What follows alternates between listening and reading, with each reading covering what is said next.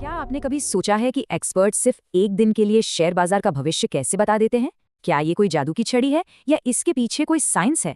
आज हम इसी पहेली को सुलझाने वाले हैं। ये सवाल तो सबके मन में आता है ना? क्या ये सच में मुमकिन है या ये सिर्फ हवा में तीर चलाने जैसा है? चलिए आज हम इसकी पूरी पड़ताल करते हैं और देखते हैं कि इस गुत्थी को सुलझाने के लिए कौन कौन से सुराग इस्तेमाल किए जाते हैं। तो चलिए सीधे मुद्दे पर आते हैं। हमारा मिशन है इंडियन स्टॉक मार्केट के निफ्टी 50 इंडेक्स के लिए एक खास दिन यानी 29 दिसंबर 2025 का पूर्वानुमान लगाना। तो हमारी कहानी शुरू होती है 26,042.30 के लेवल से। ये 26 दिसंबर का क्लोजिंग प्राइस है। अब यहाँ से हमें ये पता लगाना है कि अगले ट्रेडिंग दिन यानी 29 तारीख को मार्केट ऊपर जाएगा, नीचे गिरेगा या फिर एक छोटी सी रेंज में ही घूमता रहेगा। हमारा पहला और सबसे बड़ा सुराग छिपा है चार्ट्स में।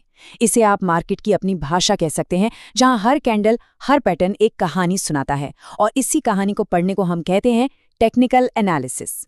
तो जो पहला शब्द हमें समझना है वो है कंसोलिडेशन। इसका सीधा सा मतलब है कि मार्केट थोड़ा कंफ्यूज्ड है। मतलब न तो खरीदार हावी हो पा रहे हैं, न ही बिकवाल। दोनों एक दूसरे को देख रहे हैं कि अगला बड़ा मूव कौन लेगा। हमारा अगला इंडिकेटर है RSI। इसे आप मार्केट का एनर्जी मीटर समझ लीजिए। अगर ये 70 से ऊपर है तो मार्केट में जोश बहुत ज्यादा है और 30 से नीचे है तो मार्केट थक चुका है। लेकिन निफ्टी का RSI है 52.97 यानी बिल्कुल बीच में। न ज्यादा जोश न ज्यादा डर।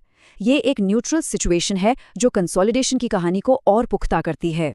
अब यहाँ बात मजेदार हो जाती है।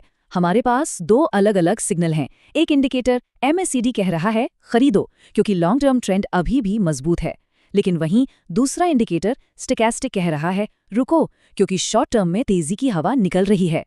तो जब ऐसे मिले जुले सिग्नल मिलते हैं ना, तो इसका मतलब है कि मार्केट में अनिश्चितता और बढ़ गई है। चार्ट्स ने तो हमें अपनी कहानी बता दी। अब बारी है दूसरे सुराग की, यानी ये देखने की कि मार्केट के बड़े खिलाड़ी जो बड़ा पैसा लगाते हैं वो क्या कर रहे हैं। उनके कदमों से मार्केट का मूड पता चलता है। ये स्लाइड एक तरह की रस्साकशी दिखा रही है। एक तरफ है हमारे घरेलू संस्थागत निवेशक यानी DIIs जो दिसंबर में जमकर खरीदारी कर रहे हैं, और दूसरी तरफ है विदेशी निवेशक FPIs जो बिकवाली कर रहे हैं। लेकिन जैसा कि आप देख सकते हैं, घरेलू खरीदारों का पलड़ा बहुत भारी है। और ये सिर्फ पूरे महीने की बात नहीं है।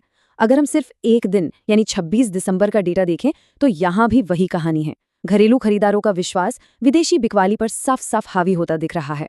तो ठीक है, अब हमारे पास सारे सुराग आ चुके हैं। चार्ट्स के सिग्नल भी हैं और बड़े प्लेयर्स का डेटा भी। अब एक जासूस की तरह इन सभी सुरागों को जोड़कर देखते हैं कि आगे की क्या तस्वीर बन सकती है। तो जो सबसे पहला और सबसे मजबूत सिनेरियो है, जिसकी संभावना करीब 65% है, वो ये कहता है कि मार्केट एक सीमित दायरे में ही रहेगा। इसके बाद जो दूसरा सिनेरियो है वो एक तेजी का है, लेकिन इसकी संभावना सिर्फ 25% है। और आखिर में एक बड़ी गिरावट का सिनेरियो जिसकी संभावना सबसे कम सिर्फ 10% है। तो ये है हमारे सामने 3 रास्ते। सबसे ज्यादा चांस इसी बात का है कि मार्केट जहां है वहीं थोड़ा ऊपर नीचे होता रहेगा, लेकिन हाँ, अगर दुनिया भर के बाजारों से कोई बहुत अच्छी खबर आ गई तो हम एक तेजी देख सकते हैं, और अगर अचानक विदेशी बिकवाली बढ़ गई तो गिरावट का भी खतरा है।